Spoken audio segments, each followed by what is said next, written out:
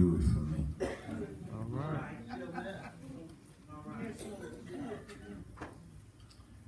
Do it for me.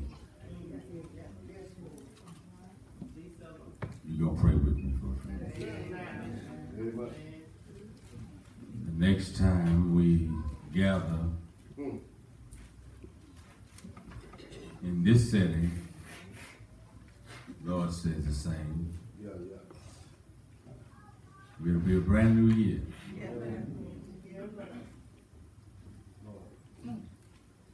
I said the next time we gather for this setting,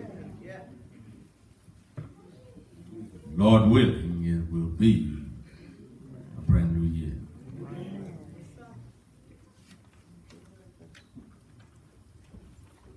As often as we gather, we should gather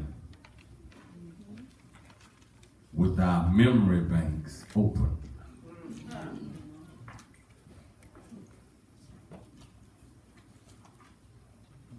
We didn't get to this Sunday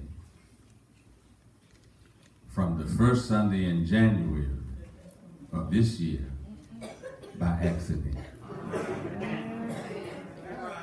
All right. In fact, we didn't get to this Sunday by sheer coincidence. Or even discipline exercise. In fact, we made it to this Sunday by God's amazing grace.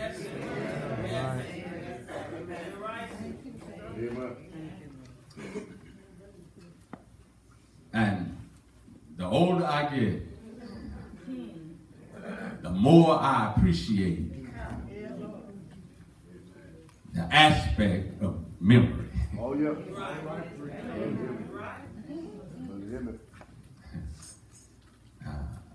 In my 20s, I didn't worry about my memory.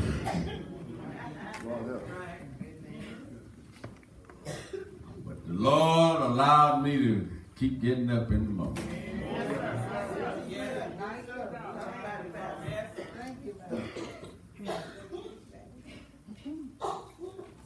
And now I can hardly remember all aspects and phases of my 20s.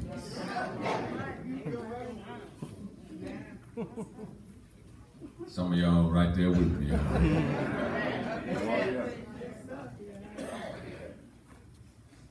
Thank God for memory. Thank God. Yes, sir. Yes, Lord. Yes, thank you. Thank God that He allowed us to assemble just one more time. In light of the ultimate sacrifice of His Son. Yes, yes.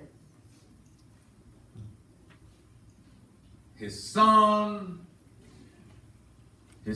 sacrifice, and His Son's service. Lord, Yes. Memory. There was a commercial that was out when we were coming up that said, "Is it live?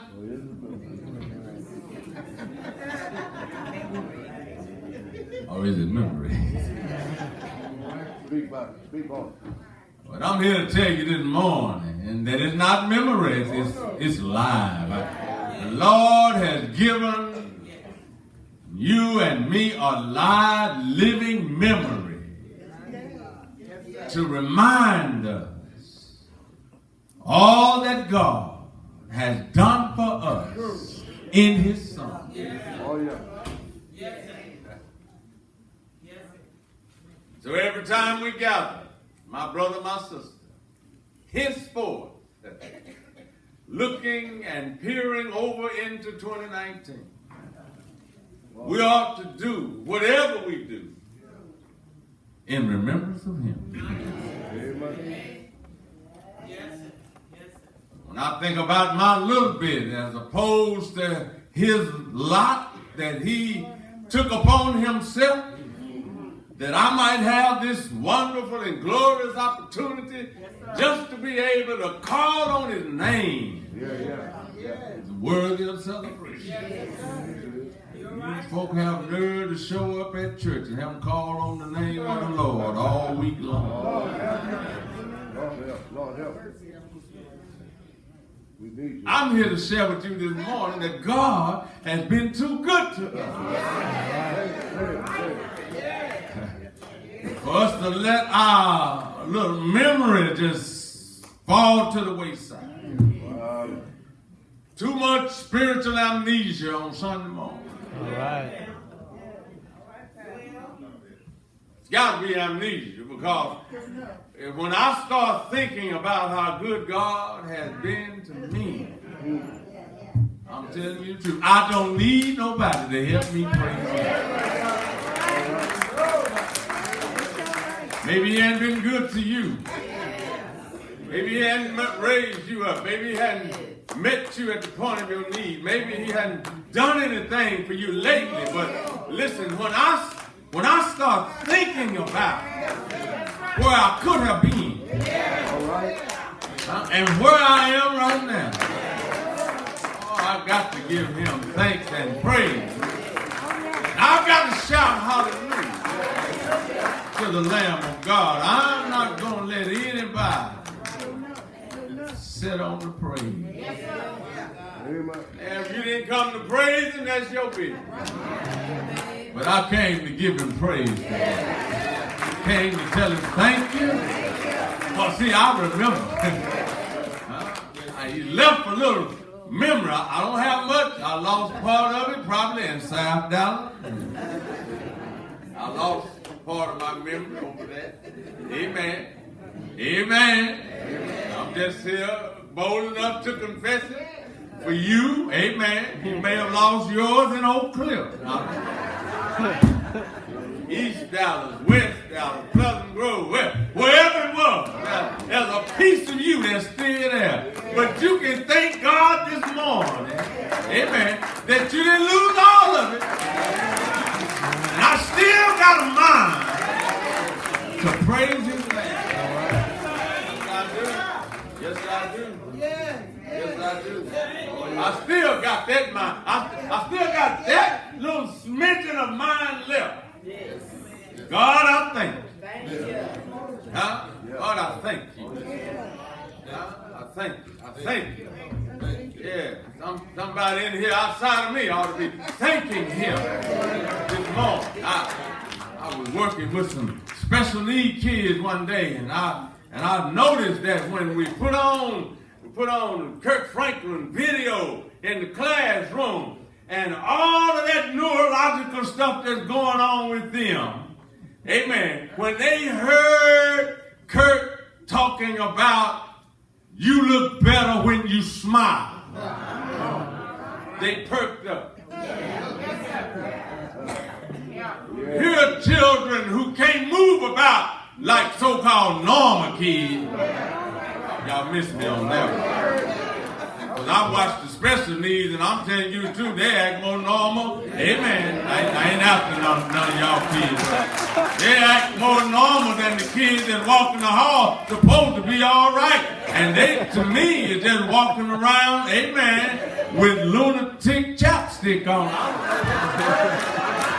Going on with some of these kids, but it amazes me that they were able to tap in to the spiritual realm of that song. And I mean, they went to clapping, praising God. Amen. Right there in the midst of a secular setting. There's something about memory. It helped them to say, at some point in time, I've been in the midst, amen, of a fellowship. Yeah, where I can't help now that when I hear it, it jogs my memory. I know I'm talking to somebody. Every now and then, I hear a song that'll jog your memory. That'll remind us of from whence we come. Oh, yeah. Oh, yeah. And I don't know about you this morning, but all of us here have something to be thankful for, particularly when it comes to the table. Are y'all with me there? When it comes to the table, we have, a wonderful opportunity given to us by God. So we don't deserve, amen, to come. But we have been given a sublime invitation.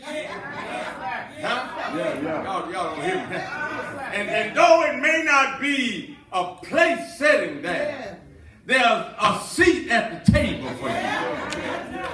Have I got a witness? You have to sit up at the table. And when you set the table up, you don't just set the table up for decoration. Amen. Like some folks just set their table up and put the pretty napkin and the ring and all that stuff there. Amen. And ain't anticipating nobody to come sit there and eat. Oh, y'all got that in y'all take. That's in your dining room too, I see. I know you just don't want to come out the closet on that.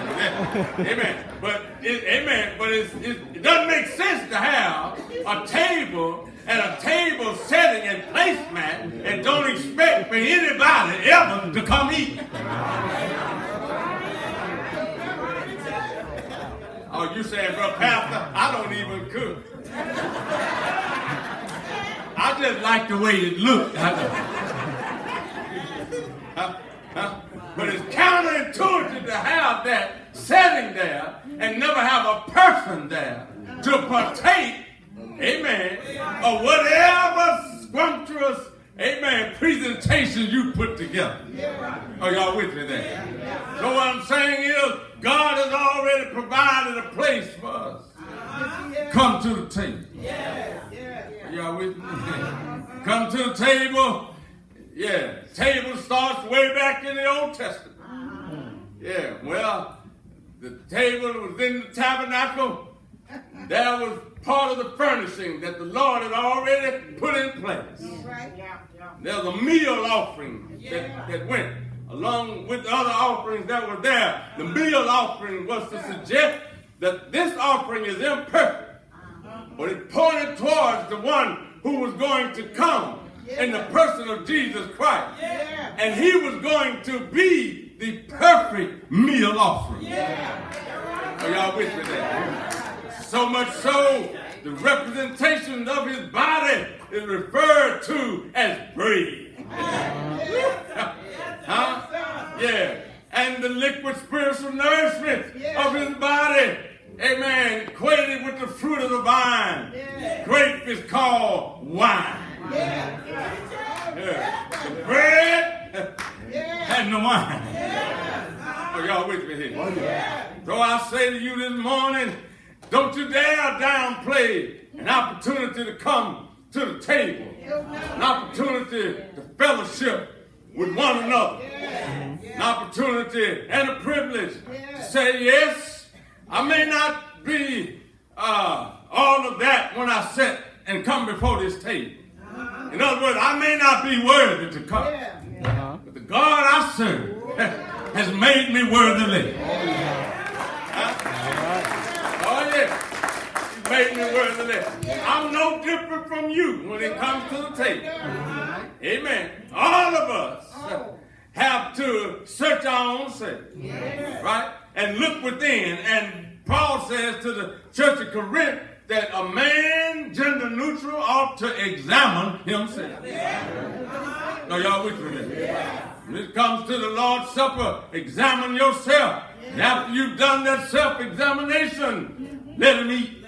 Amen. Not gorging.